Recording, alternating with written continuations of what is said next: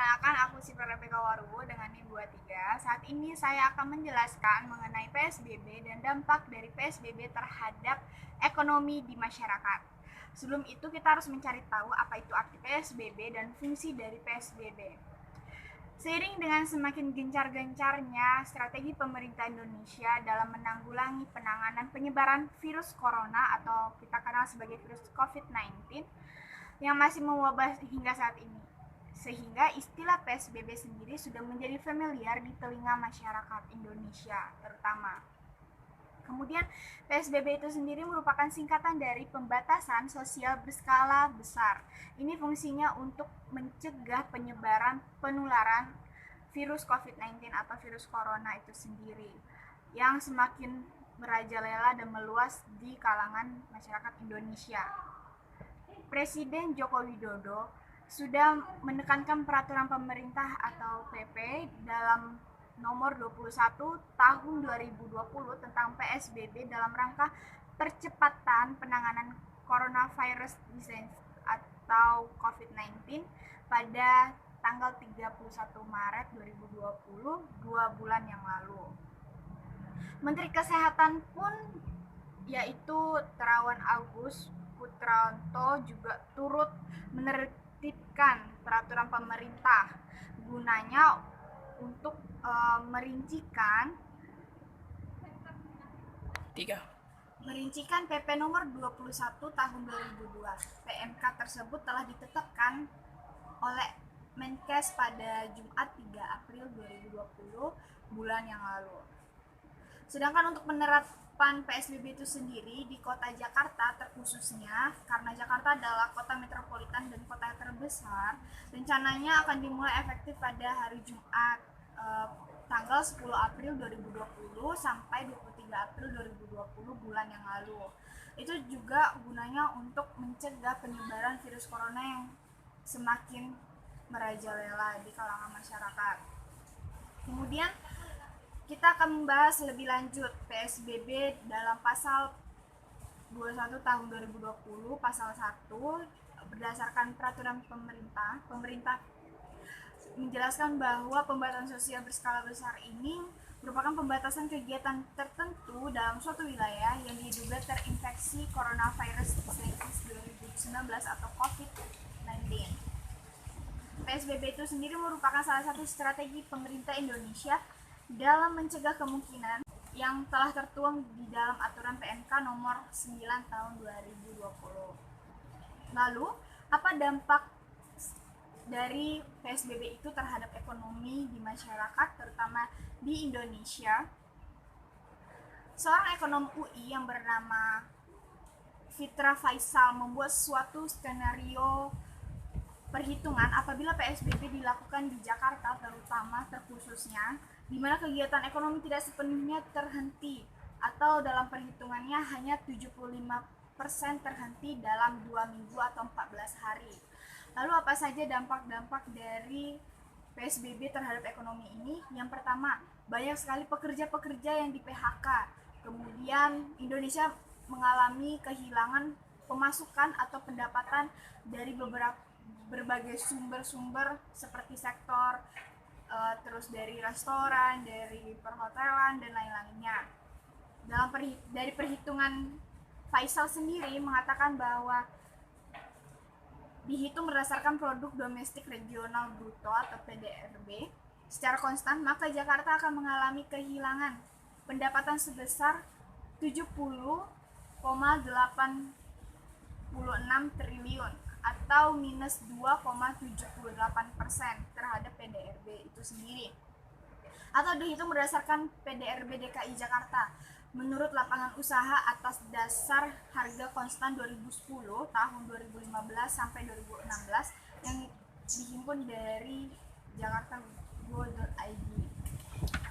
Kemudian tidak hanya pendapatan Indonesia saja yang berkurang, melainkan dari perhitungan Faisal sendiri juga mengatakan Indonesia akan mengalami kehilangan nilai tambah sebesar 52,88 triliun atau minus 2,88%. dan pendapatan rumah tangga akan mengalami kehilangan sebesar 16,94 triliun atau minus 2,77%. Dan itu menurut kami sendiri merupakan kehilangan yang cukup besar karena bangsa Indonesia atau negara Indonesia tidak mendapatkan pemasukan dan banyak sekali kalangan-kalangan yang susah mencari pekerjaan dan banyak sekali kehilangan atau susah mencari kebutuhan di luar rumah. Dan kemudian ada sisi negatifnya lagi, yaitu seperti yang saya sebutkan, tenaga kerja mengalami PHK. Dari perhitungan akan ada pemutusan hubungan kerja atau PHK kepada 76.263 orang atau berkurang 1%-nya. Diurut berdasarkan jumlah tenaga kerja yang ter-PHK berdasarkan sektor perdagangan, hotel, dan restoran, merupakan sektor yang kemungkinan paling besar mem-PHK karyawannya, yakni kurang lebih sebanyak 120 orang.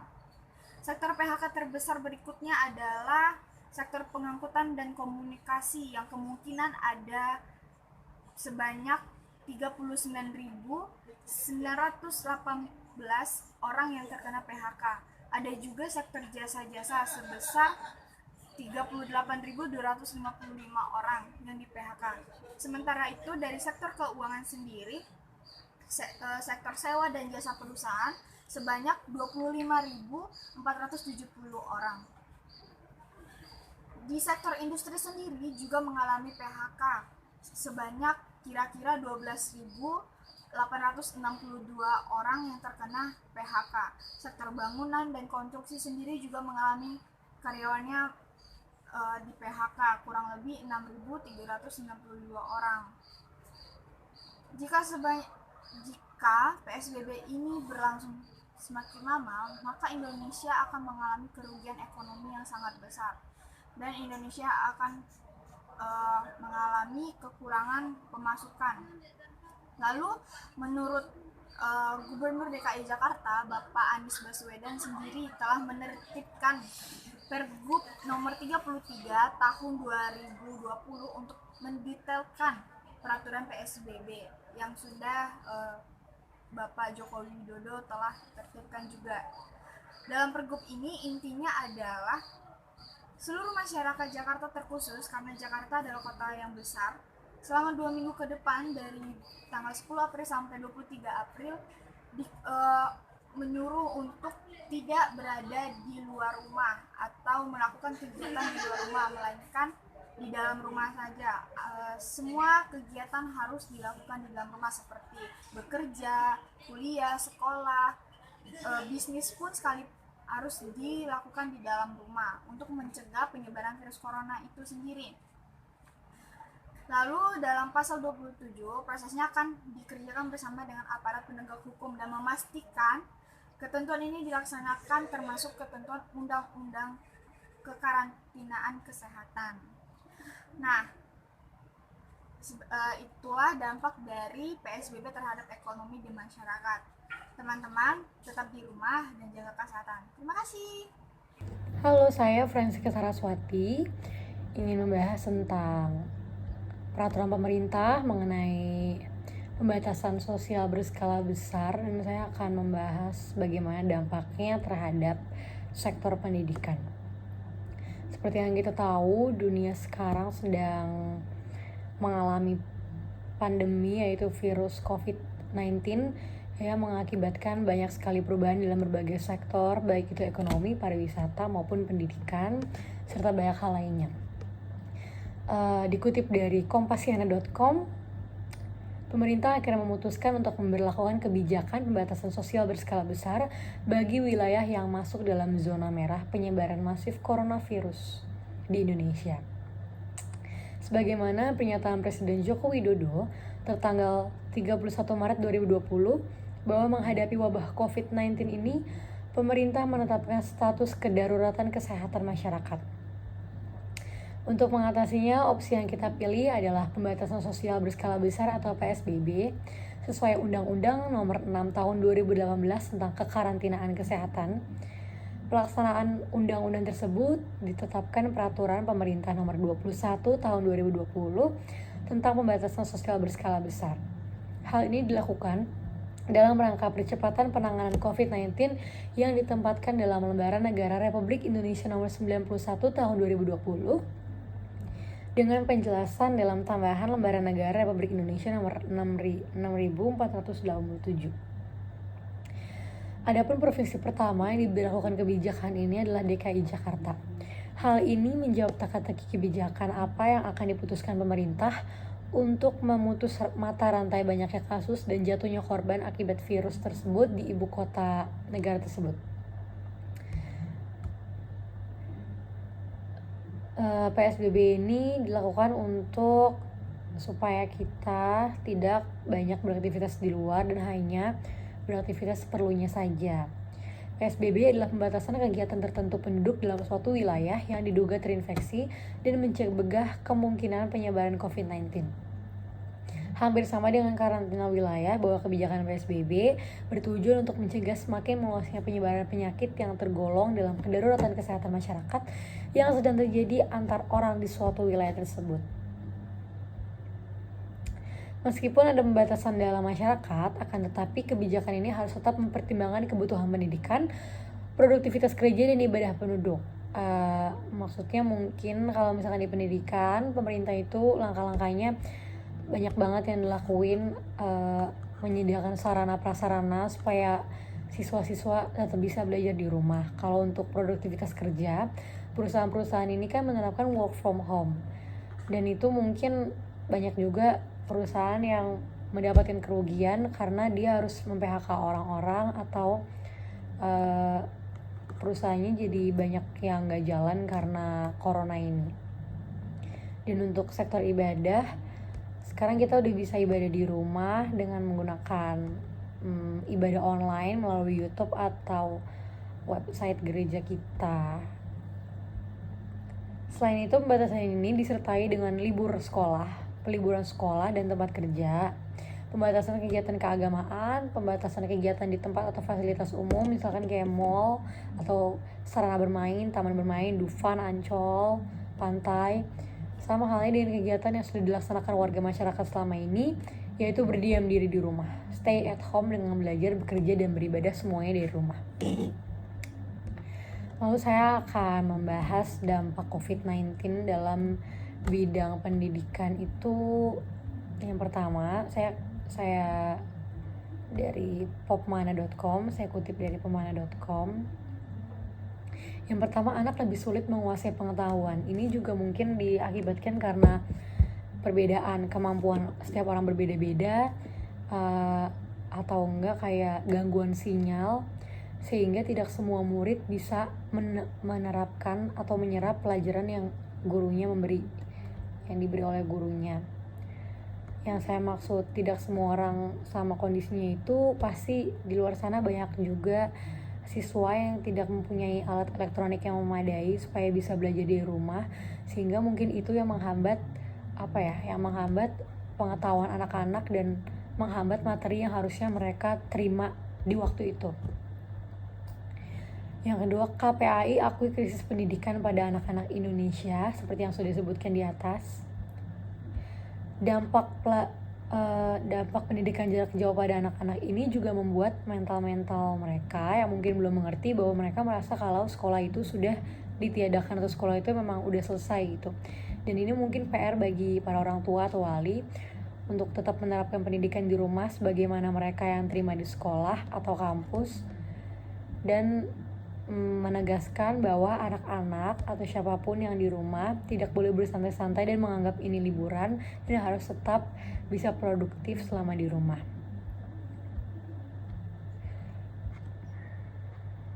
Solusi yang diusulkan oleh KPAI terhadap pendidikan jarak jauh, diperlukan penetapan kurikulum dalam situasi darurat COVID-19. Ini dalam diskusi online bersama Ibu Retno sebagai perwakilan dari KPAI, terus mempertimbangkan kondisi anak dan keluarganya dalam pendidikan jarak jauh dan penilaian dalam ujian online. Ketiga, guru sebaiknya tidak hanya fokus pada pembelajaran dan nilai kognitif saja, tetapi menyeimbangi dengan aspek afektif berbasis pendidikan yang berkarakter. Yang keempat, Kemendikbud dan Kemenak harus mendorong para guru menggunakan platform rumah belajar dan program belajar dari rumah yang disiarkan Lembaga Penyiaran Publik Televisi Indonesia sejak Senin 13 April 2020. Sebab platform ini mendapat respon yang baik dari para orang tua dan sekolah. Yang kelima, KPAI akan mendorong para guru untuk lebih kreatif dalam menjalankan PJJ. Tidak hanya berfokus pada kompetensi akademik semata, tetapi mengenali dan memanfaatkan minat serta potensi anak sehingga tugas yang diberikan akan dikerjakan dengan totalitas dan semangat. Ini juga mungkin dampaknya yang untuk mahasiswa atau banyak murid dikeluhkan karena sejak pendidikan jarak jauh ini tuh banyak banget tugasnya yang diberikan oleh guru atau dosen, dan tugasnya susah daripada apa yang harus kita kerjakan saat kita di kampus. Jadi yang keenam, berkolaborasi dan merampingkan bidang studi yang beragam dan jumlahnya banyak. KPAI berharap pemerintah tak hanya memberikan subsidi pangan seperti sembako, tetapi juga membuka akses internet gratis. Ini juga penting banget, sehingga anak-anak dapat belajar dengan tenang dan aman di rumah. Sebab pendidikan merupakan hak dasar anak yang harus dipenuhi oleh negara. Jadi semoga, harapan saya sendiri, semoga dampak-dampak corona ini terhadap sektor pendidikan maupun sektor lainnya itu bisa kita tangani bersama, dan bukan hanya beban pemerintah saja, tapi beban kita semua, warga negara dunia ini. Dan semoga semuanya tetap sehat dan jaga kesehatan, jaga kebersihan. Terima kasih. Selanjutnya adalah pengaruh PSBB terhadap bidang pariwisata. Saya akan mengambil provinsi di Indonesia yang merupakan daerah wisata terbesar, baik untuk wisatawan domestik, bahkan mancanegara, yaitu Pulau Dewata, Bali. Pembatasan perjalanan dan larangan ke tempat rekreasi dampak COVID-19 menumbangkan bisnis pariwisata. Beberapa perusahaan gulung tikar. Alasan utama konsumen membatalkan perjalanan wisata melalui perusahaan biro perjalanan adalah menghindari tertular corona dan belum ada jaminan kapan pandemi mereda. Padahal perusahaan itu telah menawarkan opsi penundaan perjalanan sampai Juli atau paling lambat Desember dengan tambahan diskon. Alasan lain perusahaan biro perjalanan tidak dioperasikan, yakni langkah pemerintah membatasi pergerakan manusia. Kebijakan sejumlah daerah menutup destinasi wisata dan sejumlah moda transportasi membatasi operasional. Percuma buka kalau tidak ada tujuan. Kepala Biro Perjalanan pun mengaku penghentian operasional demi turut mempercepat landainya penyebaran corona. Presiden Jokowi mengeluarkan Kepres nomor 11 tahun 2020 tentang Kedaruratan Kesehatan Nasional dan PP nomor 21 tahun 2020 tentang Pembatasan Sosial Berskala Besar atau PSBB. Kementerian Kesehatan hari Minggu tanggal 5 bulan 4 telah mengeluarkan Pramenkes nomor 9 tahun 2020 tentang pedoman PSBB yang menjadi dasar teknis pelaksanaan kebijakan tersebut.